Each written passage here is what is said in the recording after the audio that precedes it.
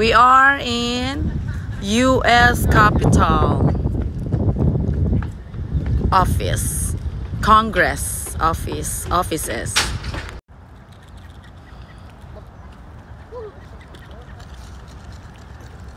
Nakaka-amaze yung mga buildings dito. Kasi yan siya yung nasa dollar, nasa money ng dollars. Dito sila nag-inauguration pag once na nanalo na yung president.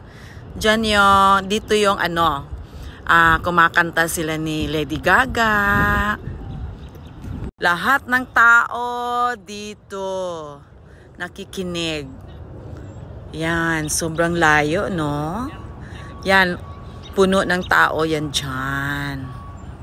Tapos nakaka-amaze kasi lahat ng buildings pare-pareho ng height. So, hindi sila pwedeng, walang buildings, not allowed yung buildings na mataas. Kaya kahit mga hotels, para-pareho talaga yung height. Walang ni isang mataas, kundi ito lang yung Congress office. Tapos pati yung White House. Pero wala nang iba. Lahat yan, tingnan mo, lahat ng buildings nila, lahat yan. Makikita mo lahat ng offices nandito. Kasi para ito nga yung Capitol of the United States. So ayan, tingnan mo. Sobrang mababa lang talaga sila lahat.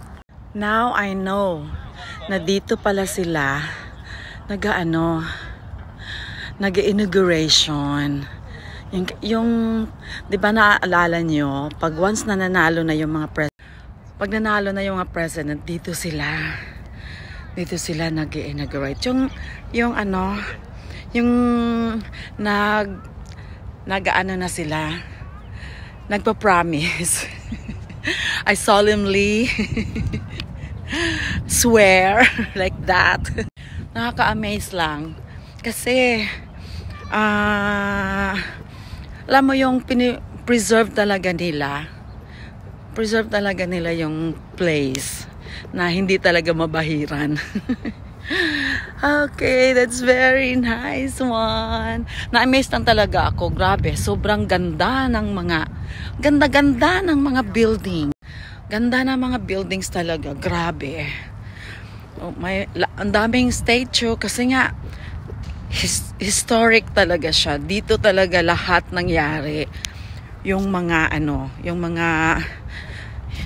government na history.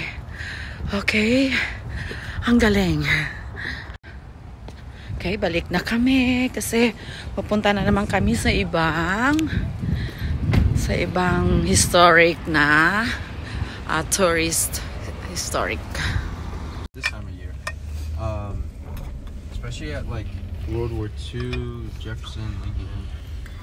Ang dami talaga nilang mga statue. Even police on horses. Talagang during like the summer, we have police on horses. I actually got meron sila ditong World War I statues, World War II statues, kung sino yung mga heroes nila. Tingnan nyo. Grabe talaga yung mga specifically dedicated to the senators. Obviously a little bit smaller. Mga buildings nila, very amazing.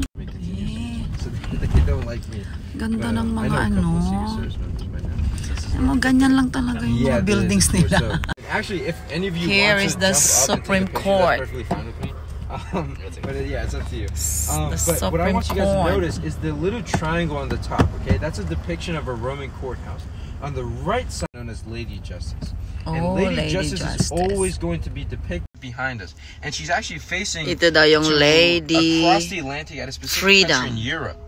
sa taas ng Capitol. She's looking at the British, telling them to stay on their side of the Atlantic. All the buildings in DC are roughly the same height, right? Even up here on Capitol Hill, all of them are roughly the same height. None of them go tall. Yeah, sinabi niya talaga. In 1880s, yan talaga. Walang buildings na mas mataas pa dito.